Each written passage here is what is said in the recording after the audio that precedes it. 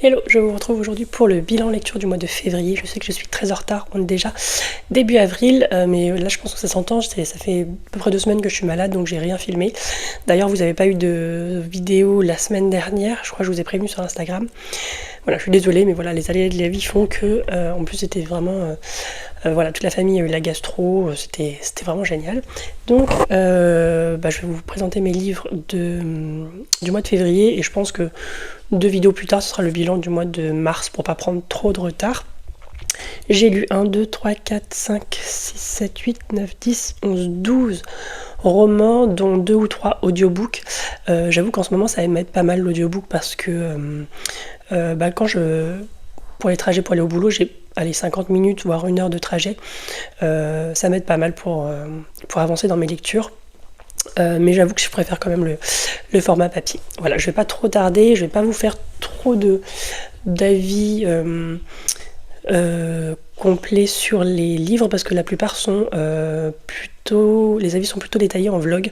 Donc je vais passer assez rapidement, voilà, juste pour vous faire un point et vous dire ce que j'ai aimé ou pas aimé. Alors le premier, c'est Carnet Noir. Donc je vous avais dit, j'avais acheté la trilogie complète de Bill Hodges, donc de Stephen King. Donc là, c'est pas vraiment du fantastique, horreur, etc. C'est plus une enquête en fait dans chaque tome. Le 1, je vous avais dit que j'étais plutôt mitigée parce que c'était assez prévisible et que j'ai pas du tout accroché au personnage. Bah là c'est pareil parce que de toute façon le personnage principal c'est toujours le même et j'avoue que j'ai du mal. Et alors je sais pas si c'est parce que ça a été écrit il y a un moment, je crois que je vous avais dit la date la dernière fois. 2015, mais ouais, je trouve que c'est assez prévisible et il n'y a pas vraiment de surprise. Moi j'ai lu 2 de ces romans qui sont plutôt psychologiques, je vais pas dire horreur mais plutôt psychologiques, que j'ai beaucoup aimé, donc je pense que je vais rester dans ce registre là. Donc au mois de mars j'ai lu le tome 3, donc je vous en parlerai pas non plus parce que c'était une lecture assez décevante, en tout cas pour moi, mais je pense que je le préfère dans l'autre registre, ou alors peut-être plus dans l'horreur. J'ai pas encore trop lu d'horreur, mais j'aimerais bien lire Carrie et Shining, mais voilà, j'en ai lu 2 autres qui sont très psychologiques et que j'ai beaucoup aimé. Ensuite, j'ai lu The Unrelenting Earth de Kritika Echraou, donc c'est la suite de The Surviving Sky, qui d'ailleurs va sortir ou est sorti en français. Je sais plus c'est qui la maison d'édition, mais en tout cas, ça s'appelle... Alors, ce serait bête si c'était Le Ciel Survivant, je sais pas trop, mais... là où c'est une fantasy, science-fiction, mythologie, donc avec la culture indienne et la culture hindoue, donc par rapport aux dieux et aux esprits, à la réincarnation, etc. Et donc là, en fait, donc je pense que vous voyez, donc on va suivre des personnages qui vivent dans des ashrams, donc des îles flottantes comme ça, qui sont en fait en lévitation grâce à des architectes qui ont le pouvoir de projeter leur conscience dans les plantes, etc. Et du coup qui permettent de faire léviter. Parce qu'en fait, la Terre, c'est pas la Terre, la nôtre en soi, mais la Terre principale est ravagée par des espèces de grandes tempêtes où en fait on peut pas survivre. Et du coup ils survivent dans le ciel. Et il y a beaucoup de questions qui vont se poser. Déjà la mythologie, la culture, tout l'univers est hyper complexe et... notamment par rapport aux architectes, mais en plus vous avez des personnages matures parce que ce sont des adultes qui ont un certain passif et en plus voilà, c'est un couple, on suit principalement un couple qui a 11 ans de mariage derrière eux, donc voilà, c'est pas des petits jeunes, donc c'est vraiment des relations humaines complexes, très réalistes. Donc moi j'ai eu un coup de cœur pour le premier tome, là celui-là j'ai mis 4 étoiles, pardon, parce que je trouvais qu'il y avait quelques longueurs en milieu et j'ai pas tout compris non plus. Alors ça reste de la VO très complexe, mais une des plus complexes que j'ai lues d'ailleurs, mais il y a certains concepts que j'ai pas encore trop compris, mais voilà, je me suis dit je vais pas m'attarder dessus, sinon je vais jamais pouvoir finir ma lecture et l'apprécier, mais voilà, on va beaucoup plus loin au niveau de la conscience, etc. Et on découvre du coup les secrets, forcément parce qu'il y a des secrets, pourquoi en fait on en est arrivé là, pourquoi les tempêtes sont arrivées, comment ça se fait qu'on en est arrivé à vivre dans le ciel, et voilà, il y a plein de choses énigmatiques par rapport au passé. Il y a aussi pas mal de messages par rapport à la mémoire collective, le passé, les origines. Après forcément il y a les thèmes de classe, parce qu'il y a les architectes qui sont hyper privilégiés, parce que bon, c'est eux qui font vivre les habitants, mais aussi vous avez ce problème de classe en fait, donc qui pose problème, et vous avez aussi ces questions de loyauté aussi, que ce soit envers le conjoint, soit envers du coup l'ashram. Donc je trouve que ça aborde énormément de thèmes, j'ai beaucoup aimé, surtout la mythologie. Le tome 3, je sais pas s'il a été écrit le tome 3. Bref, mais en tout cas, j'ai vraiment hâte de lire, même si celui-là je l'ai un peu moins aimé parce que je trouvais qu'il y avait quelques longueurs. J'ai beaucoup aimé quand même, donc je vous le conseille si vous lisez en VO, et de toute façon il sort en français. Donc au moins le premier tome, donc vous pouvez le découvrir aussi. Ensuite, j'ai lu La Reine Traîtresse donc de Daniel L. Jensen, c'est la suite du Pont des Tempêtes chez Brajlon. Je vous avais dit que le premier tome, voilà, j'avais bien aimé, je crois que j'avais mis 3,5, mais c'était pas non plus transcendant pour moi. J'ai pas trop compris les coups de cœur, mais je peux comprendre que c'est hyper addictif, hein. Je peux comprendre qu'on aime beaucoup. Voilà, c'est de la romantécie, et c'est vrai que la relation entre les personnages est très saine. Voilà, c'est Arène, c'est un green flag. Vous avez des personnages secondaires hyper attachants, intéressants. Mais c'est vrai que j'ai vu la plupart des choses venir, et je sais pas, moi, même si les personnages ont des qualités, j'ai pas pu m'attacher. Et du coup, c'était pareil dans ce deuxième tome. Donc je pense que je découvrirai, même si les duologies suivantes parlent d'autres personnages, je pense pas que je lirai la suite, parce que c'est peut-être en fait du coup aussi l'écriture de Daniel L. Jensen qui m'a pas non plus emporté. Voilà, c'est une bonne lecture. Moi j'ai mis 3,5 pour les 2 tomes, je crois, mais ça m'a pas plus emporté que ça. Voilà, j'ai pas trop compris la hype. Alors je suis désolée si vous l'avez adoré. J'ai bien aimé, hein, parce qu'en plus j'ai lu ça hyper vite parce que c'était très fluide, c'était hyper addictif, mais voilà, ça restera pas une lecture incroyable pour moi. Ensuite, j'ai lu Magie en perdition, c'est le premier tome d'Island Magic de Helen Harper chez Bookmark, donc la collection Urban Fantasy. Donc ça fait partie de mes 12 livres pour 2025, donc c'est recommandé par Tida sur Instagram. Et donc c'est de l'Urban Fantasy. Et donc là on suit, je me souviens plus comment elle s'appelle, Integrity, qui est de base une sorte de faille, donc une seed. Et en fait, à 11 ans, elle a fui ce monde parce que en fait c'est une bâtarde en fait tout simplement, et son père a fait quelque chose d'horrible, donc il a été exécuté pour ça. Et donc elle a fui parce que tout le monde du coup voyait son père en elle, et donc elle a intégré une guilde de voleurs qui est devenue sa famille. Donc c'est une found family que j'ai trouvée très attachante, et mais malheureusement par concours de circonstances, elle va être emportée dans une histoire qui inclut qu'elle doit recontacter les clans pour sauver le monde. Donc voilà, j'ai beaucoup aimé, c'était très addictif. Bon, désolé si vous voyez rouge, parce que j'ai eu une carte de tout là. Et donc voilà, j'ai adoré, c'était hyper fluide, hyper addictif. L'héroïne a un humour, c'est ça aussi qui fait qu'elle est attachante, c'est qu'elle a un humour un peu décalé, et je l'ai adoré. Voilà, donc je pense que je continuerai. Alors c'est très court, donc je pense que je vais plutôt essayer de les prendre en occasion, parce que 19 € pour un roman que je lis en 2 soirées, c'est un peu, ça fait un petit peu mal. Mais en tout cas, j'ai beaucoup aimé. C'est vrai que ça fait un petit moment que j'avais pas lu d'urban fantasy comme ça. Donc vous savez, une urban fantasy avec des loups-garous, etc. Mais c'est vrai que c'est quand j'ai commencé vraiment recommencer à lire, 2017 ou 2018, je lisais beaucoup d'urban fantasy parce que ça se lisait très vite et c'était hyper addictif, et en fait c'est vrai que ça me manque un petit peu, donc je pense que je continuerai cette série. Ensuite, j'ai lu The Night Ends with Fire de K.X. Song, donc c'est un roman en VO, mais je crois qu'il est prévu pour sortir en français, je crois que je l'ai vu. Donc là c'est une réécriture de Mulan, donc je me souviens plus des alors comme c'était en février, j'avoue que les personnages, j'ai un peu oublié les noms. Ah oui, c'est ça, c'est Méline. Donc Méline, de base, en fait, le royaume demande aux hommes d'aller combattre, sauf que le père de Méline, donc c'est un ivrogne qui a dilapidé toute sa fortune, etc., et qui s'est remarié, donc en fait, sa mère est décédée, et par contre, sa belle-mère, elle s'occupe d'elle comme sa fille, et elle subit tout. Son père, leur père, il leur jette des trucs dessus, enfin, c'est vraiment l'homme cruel, et en fait, du coup, il dit, non, moi, j'ai pas envie d'aller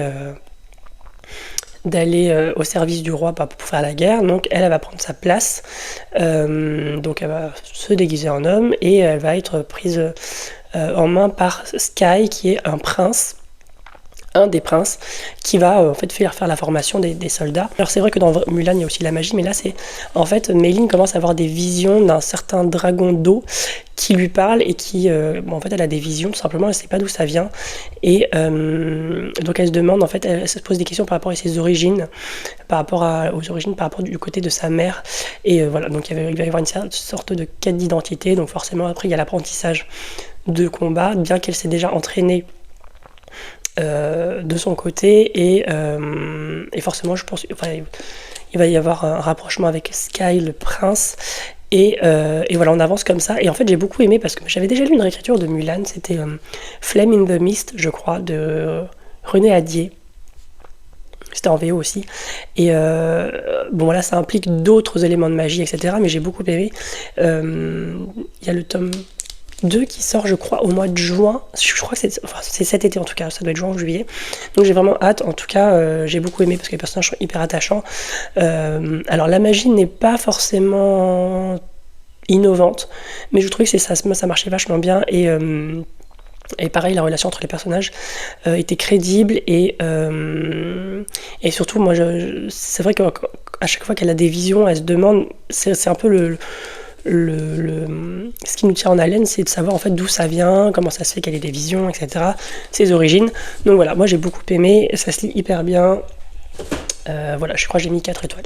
Encore ensuite un roman VO d'inspiration asiatique, donc j'ai lu Four Realms de Mike Orland, donc c'est le tome 2 de la saga Broken Blades, donc le premier tome c'est Five Broken Blades, que j'ai lu l'année dernière, que j'ai adoré, et d'ailleurs le premier tome vient de sortir chez Olympe, là il n'y a pas longtemps, je crois au mois de mars, ou au mois de février, je sais plus, et donc là c'est le tome 2, donc est-ce que je peux vous en dire grand chose? Non, en tout cas il est très beau, c'est la version de Broken Binding, et donc dans le premier tome on va suivre 6 personnages. Et en fait, il y a 5 personnages qui sont recrutés pour aller tuer le dieu roi June, qui est un roi impitoyable. Voilà, il enrichit les riches, il exécute, il appauvrit les pauvres, en fait. Enfin, voilà, un roi tyrannique. Et en fait, dans cet univers, vous avez des reliques qui ont été fabriquées avec des éléments magiques, j'ai envie de dire. Et donc vous avez une couronne, une bague, un sceptre, etc. Et donc en fait le roi June, en fait il a la couronne, et la couronne lui confère une sorte de protection. Donc tous les attentats qu'il y a eu contre lui, les tentatives d'assassinat ont échoué, en fait tant qu'il la porte, il est invincible entre guillemets. Donc le but c'est de lui enlever sa couronne et de le tuer. Donc vous avez 5 personnages de background très différents. Donc vous avez une voleuse, une empoisonneuse, un hitman, un prince en exil et un spy master, un espion royal. Et voilà. Donc 6 points de vue, parce qu'il y a un autre personnage mais qui ne fait pas partie de base de ces 5 qui vont faire la mission. Mais voilà, donc il y a 5 personnages vraiment différents, et en fait on a souvent des retours en arrière, des explications sur leur passé. Alors il n'y en a aucun qui a un passé joyeux, hein. Sinon ce serait pas drôle. Mais du coup le but ce sera de faire une mission, sauf que vu qu'ils ont tous un passé compliqué et qu'ils ont tous un métier voilà, c'est pas des plus honorables, et ils vont avoir du mal à se faire confiance, et c'est là tout le hic, c'est se faire confiance pour pouvoir aboutir ensemble à une mission commune. Et voilà, donc il y a eu une révélation à la fin, je m'y attendais pas du tout, à la fin du premier tome, entre trahison, mensonge, machin, et là c'est pareil, du coup il y a pas mal de choses qu'on apprend et qui sont étonnantes, et j'ai vraiment hâte de lire le tome 3 là, qui sort d'ailleurs au mois de la deuxième trimestre 2025 en VO, donc j'espère qu'ils vont le sortir bientôt aussi en simultané chez The Broken Binding. Je crois que c'est une trilogie, j'espère, hein. Comme ça je pourrais terminer une série, mais je vous la conseille vraiment. D'ailleurs c'est une de mes recommandations de lecture pour cette année pour Emmeline. J'ai vraiment adoré, voilà. Et en plus c'est une mythologie coréenne, donc voilà, c'est une mythologie basée sur certains mythes et sur certaines légendes, et ouais, j'ai beaucoup aimé les personnages. Moi j'ai des petits chouchous, forcément, on peut pas aimer tous les personnages, mais j'ai vraiment adoré, et voilà, je vous conseille vraiment cette série. Ensuite j'essaie de me dépêcher un petit peu parce que je prends trop de temps, donc j'ai lu aussi La Cité des Lames en lecture commune avec Mélanie de la chaîne Melen Books, donc c'est le tome 2 des Cités Divines. J'avais adoré le premier tome, là on suit un autre personnage qu'on a vu aussi dans le premier tome, mais là c'est pas le premier personnage principal du premier tome n'est pas le personnage principal ici, et ce personnage là je l'aime beaucoup parce qu'elle a Elle a vraiment un humour, elle est très cynique, elle est très terre à terre. On pourrait croire qu'elle est aigrie, mais c'est pas le cas. En fait, au fur et à mesure, on découvre des côtés d'elle qui font qu'elle est très humaine et très sensible. Et en plus, c'est une personne assez âgée parce qu'en fait, c'est une soldate, générale plutôt, qui est à la retraite en fait. Euh, et là, du coup, elle va. En fait, dans le premier tome, c'était une sorte d'enquête, et là aussi, elle va revenir pour enquêter sur quelque chose, sur une disparition, et au final, bah, ça va, comme dans le premier tome, aller beaucoup plus loin. On va découvrir d'autres divinités, d'autres secrets, et c'était hyper addictif. Honnêtement, si on n'avait pas, si c'était pas une lecture commune, c'est ce que je disais à Amel, j'aurais déjà continué en fait. Mais bon, je m'arrêtais à chaque palier. Mais c'est vrai que c'est hyper addictif, la plume est très fluide, Robert Jackson Bennett. Et c'est, oui, d'ailleurs, ce que j'ai adoré, c'est qu'en lisant la fin, c'est ce que j'en parlais avec elle, c'est que chaque chose a son utilité en fait. Quand vous lisez la fin, vous vous dites ah oui, donc là, si elle a dit ça, c'est parce qu'il y a eu ça, parce qu'elle savait qu'il allait se passer ça. En fait, les personnages sont hyper intelligents, ils réfléchissent un peu à l'avance de ce qui va se passer, et ils placent les pions, etc. Et ça, j'ai trouvé ça hyper intelligent de la part de Robert Jackson Bennett, parce que c'est vrai quand on voit la fin, on se dit, mais en fait, tous ces éléments prennent sens en fait à la fin. C'est vrai qu'au début, des fois on peut passer à côté et tout, et après on réfléchit, on se dit ah oui, c'est pour ça qu'il a dit ça, c'est pour ça. Donc voilà, moi je trouve que c'est hyper intelligent. Déjà j'avais adoré la trilogie des Maîtres Lumineurs, donc là j'ai le tome 3 dans ma page, j'espère le lire bientôt avec Mel, mais j'aimerais beaucoup découvrir aussi les autres romans qui sont plus fantastiques, je crois, donc American Elsewhere et l'autre je sais plus comment il s'appelle, mais j'ai vraiment hâte de lire tous ces ouvrages, parce que les univers sont hyper complexes, hyper travaillés, les personnages hyper gris de base, mais voilà, il y a une profondeur, on voit que chaque détail a été étudié. Ça, c'est vraiment une saga que je vous recommande. Et honnêtement, l'univers n'est pas si compliqué que ça. Donc, je vous conseille, même si vous n'êtes pas non plus féru de fantasy. Voilà, moi, franchement, c'est vraiment un auteur incontournable pour moi maintenant. Ouais, j'ai vraiment hâte de lire le tome 3. Ensuite, j'ai lu le premier tome des récits du demi-loup de Chloé Chevalier, donc la saga Véridienne. Non, c'est la saga des récits du demi-loup, et c'est Véridienne, le tome 1, chez Mouton Électrique. Et ça fait partie aussi de mes 12 livres pour 2025, j'allais dire 2024. Et c'est une recommandation de Rémi de l'encre de la magie sur Instagram. Et donc là, en fait, c'est un peu compliqué. Donc en fait, vous avez un royaume où en fait, la loi, entre guillemets, c'est quand un prince ou une princesse naît, il faut qu'il ait un suivant ou une suivante qui est née un jour après. Donc en fait, quand le bébé est né, le roi va courir partout pour trouver un bébé qui est né le jour juste après. Et en fait, qui va recevoir la même éducation que le prince ou la princesse, qui va être son double, et en cas de danger, etc., mais qui va être vraiment respecté par j'allais dire les employés, par ceux qui travaillent au château, etc., enfin par tout le monde, par le peuple, etc., au même titre que le prince et la princesse, sauf qu'ils n'ont pas ce titre-là. Et voilà, ils sont là pour seconder le prince et la princesse, mais ils sont très respectés. En gros, un manque de respect envers la suivante entraîne des conséquences.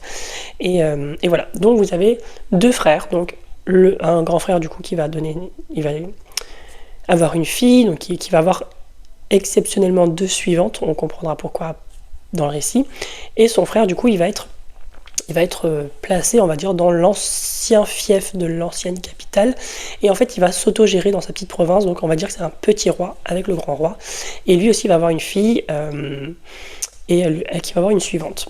Et en fait les Véridiennes, en fait c'est les récits des suivantes, en fait, qui racontent leurs histoires. Donc au début on suit du coup les rois qui vont chercher les suivantes. Après on les suit, je crois, à l'âge de 11 ans, parce qu'il y a un tournant dans l'histoire, et après on les suit adultes, et voilà. Et en fait à chaque fois on suit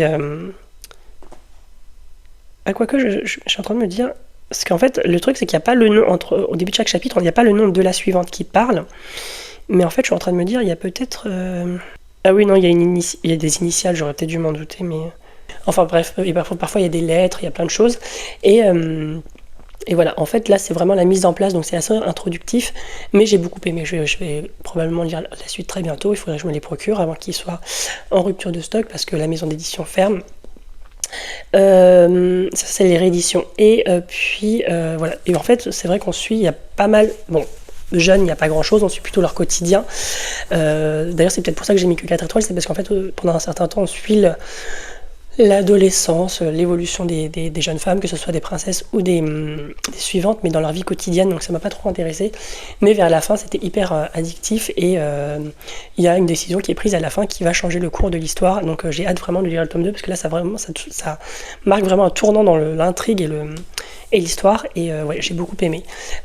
C'était le cadre, notamment avec le petit roi, le grand roi, et il y a des enjeux politiques, il y a aussi la sorte de peste qui arrive, une guerre civile entre guillemets qui arrive aussi, donc je pense que le tome 2 va être beaucoup plus intéressant à suivre, mais en tout cas j'ai beaucoup aimé ce premier tome. Ensuite j'ai lu Impitoyable Serment de Rebecca Ross, donc c'est le tome 2 de la saga Divine Rivalité. Rebecca Ross, je vous le répète encore une fois, mais je l'avais déjà découvert, j'ai déjà lu 4 de ses romans en VO avant cette duologie. Et j'ai adoré, j'ai un coup de cœur pour la duologie The Queen's Rising, que je vous recommande. D'ailleurs, là j'ai vu que Sabran allait sortir une autre duologie de Rebecca Ross, donc Revenge Enchanted, donc je sais pas comment c'est traduit en français, je me souviens plus. Mais c'est la seule duologie que je n'ai pas encore lue de Rebecca Ross. Mais moi je l'ai déjà en VO dans ma palle, donc je la lirai en VO. Donc là je pense que... Est-ce que je vous fais l'affront de faire le résumé? Je pense pas, je pense que tout le monde connaît. Et dans le tome 2, je trouve que c'était plus intéressant parce qu'on voit vraiment les deux côtés de la guerre en fait. Parce que dans le premier tome, ils sont dans le même camp. Hein. Mais là, c'est vrai que par un concours de circonstances, on va avoir deux points de vue, deux lieux, où on voit en fait du coup, je sais plus comment s'appellent les divinités qui sont en guerre, je m'en souviens plus, bref, donc le dieu et la déesse qui sont en guerre, et on va voir les deux points de vue, le lavage de cerveau entre guillemets, la propagande, et oui, c'est aussi cette histoire de propagande via les journaux, via la Gazette et la Tribune, ouais c'est ça, donc deux journaux qui écrivent chacun pour un des deux camps, et il y a une sorte de propagande en fait pour raconter les exploits et aussi pour en fait inciter les gens à plutôt passer dans un camp ou dans un autre. Ça je trouvais super intéressant. Et puis vous avez toujours ce côté magique avec les créatures, les dieux, les déesses et cette machine à écrire qui permet d'écrire à quelqu'un qui n'est pas d'envoyer une lettre à quelqu'un qui n'est pas à côté. Donc ce qui se passe dans le premier tome du coup avec Roman et Iris. Et voilà, je trouvais que c'était très mignon leur relation. C'est très slow burn et c'est très soft, voilà, ça reste du young adult, mais c'est pas dans le rush, même si c'est la guerre. Et moi j'ai beaucoup aimé aussi ce contraste entre la poésie parce que Rebecca Ross a quand même une écriture très poétique, la poésie et la tendresse, etc., qu'il y a dans les échanges, et l'horreur de la guerre, parce qu'il y a aussi des moments où ils sont dans les tranchées, au front, etc. Ils voient des horreurs, donc voilà, j'ai vraiment beaucoup aimé ce contraste aussi. Voilà, moi c'est une duologie que j'ai adorée, en sachant que Rebecca Ross, pour moi, de toute façon, j'aime beaucoup. Ensuite, j'ai lu aussi The Wren in the Holy Library de K.A. Lind, qui est sorti chez Brajlon sous le titre L'oiseau dans la bibliothèque, si je dis pas de bêtises. Et j'en ressors assez mitigé. Donc de base, en fait, il y a eu une guerre entre les monstres, donc monstres entre gros guillemets, parce qu'en fait, dans les monstres, vous avez plein de choses, vous avez les vampires, les loups-garous, enfin tout ce qui est créature en fait, et les humains, et il y a eu un traité de paix où, en fait, les monstres vivent en fait parmi nous, mais en fait, que ce soit pour l'un ou pour l'autre, personne ne peut aller chez l'un ou chez l'autre sans autorisation, etc. Sinon, ça peut recréer une guerre. Et donc, on suit... J'avoue que je me souviens plus comment elle s'appelle. On suit Kirsa, qui est une voleuse et qui va malencontreusement avoir une mission, et en fait elle va se retrouver dans l'antre en fait d'un monstre d'ailleurs elle savait pas que c'était la maison d'un monstre, et il s'avère qu'il va pas la tuer, il va lui dire j'ai besoin de toi parce qu'elle a certaines des bonnes capacités en tant que voleuse, de lui voler quelque chose, donc un sceptre. Et pour ça, il va l'entraîner, entre guillemets, et ils vont faire plusieurs petites missions avant de pouvoir arriver à la grosse mission de fin. Et donc c'est ça le deal, en fait, c'est qu'il la tue pas, et en échange, il a besoin de ses services. Donc elle va accepter, de toute façon, elle n'a pas le choix, si elle veut ressortir de la vivante. Et voilà, donc on découvre un peu tout ça. en sachant que on découvre qu'à la toute fin, un peu les origines, enfin ce qui se passe, enfin, parce que lui, elle ne sait pas en fait ce qu'il est. Donc, est-ce que c'est un vampire, est-ce que c'est machin? On sait qu'il a plusieurs centaines d'années, mais voilà, on n'en sait pas plus. Et, euh, et voilà, donc j'ai trouvé que c'était un peu rapide dans leur relation, et c'est vrai que dès le début, même, je crois au bout de leur première rencontre, elle est là, il est beau, un machin, et tout. Donc là j'étais bon, d'accord, en sachant qu'il est sorti chez Brajlon, moi j'aurais plus vu ça dans du young adult, même si là elle est adulte, mais j'avoue que moi, alors qu'elle a failli se faire tuer, qu'en gros, en plus lui c'est quelqu'un, parce qu'elle a tout perdu en fait avec la guerre avec les monstres, elle est orpheline, etc. Donc je comprends pas que dès le début elle est là. À baver en fait sur le personnage masculin, et en fait la fin était tellement prévisible parce qu'en fait elle a beaucoup de capacités mais ça va cacher quelque chose, et la fin était hyper prévisible, et ça m'a un peu plombé ma lecture. Déjà pendant ma lecture, à chaque fois qu'ils étaient ensemble, il y avait trop de tension dès le début en fait, je trouvais, en sachant qu'ils sont censés être ennemis de base. Et voilà, donc moi je pense que je continuerai pas, et je comprends pas trop qu'il soit sorti chez Brajlon, parce que je trouve c'est l'urban fantasy, parce que ça se passe à New York, mais c'est vrai que j'ai pas trop compris le fait qu'il soit traduit chez Brajlon. Alors peut-être parce que les personnages sont adultes, enfin en tout cas le personnage principal. Ah oui, et d'ailleurs c'est un truc que je comprends pas trop non plus, c'est toujours nous mettre des relations entre un personnage qui a des centaines d'années et un personnage très jeune. Elle, je crois qu'elle a 18 ans, quelque chose comme ça. Et je trouve que c'est tellement pas crédible, en fait. Ce serait entre deux personnes immortelles, voilà. Mais là, je trouve que quelqu'un qui... Comment il peut...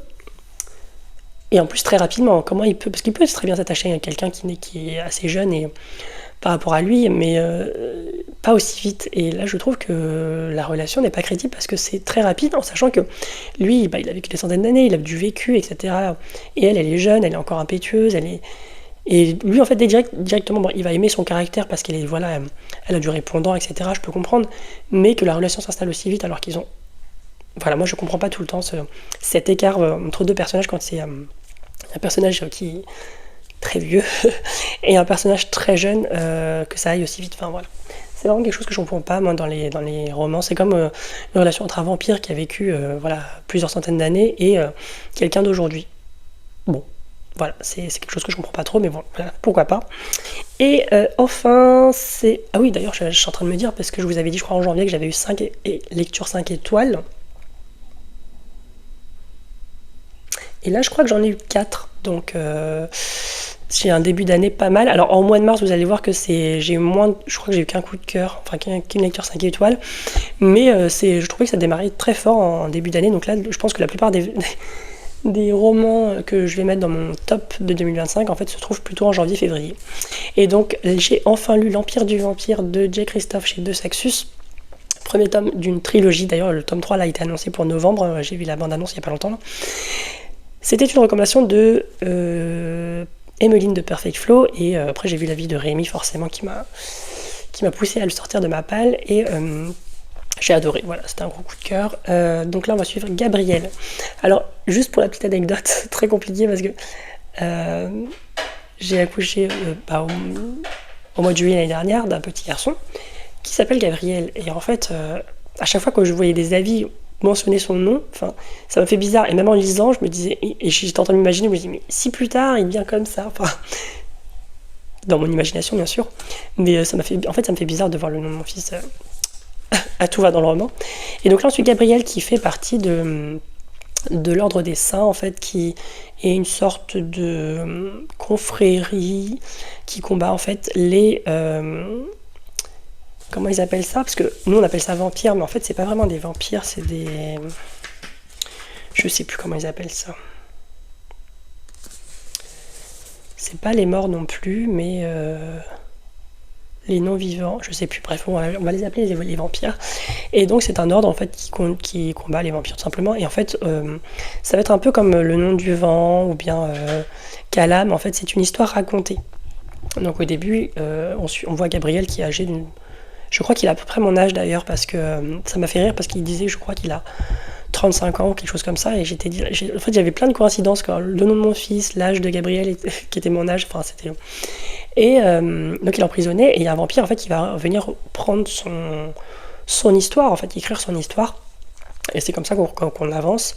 Et en fait, donc au début, on le suit adolescent, au moment où il va s'enrôler entre guillemets, hein, vous allez comprendre pourquoi, et au moment, et puis il y a eu plusieurs étapes dans son histoire, des combats, des rencontres, etc. Et, et j'adorais, c'était hyper addictif. Alors c'est très très très très très sanglant, et il y a pas mal de scènes violentes. D'ailleurs, j'espère qu'il y a des trigger warnings, j'avoue, j'ai même pas regardé. Ouais, il y a pas mal de trigger warnings, ouais. Il y a pas mal de trigger warnings, on fait attention, ça reste de J. Christophe, hein, si vous avez lu Nevernight. Mais c'était hyper addictif, c'était hyper bien construit. En fait, il alterne en fait entre...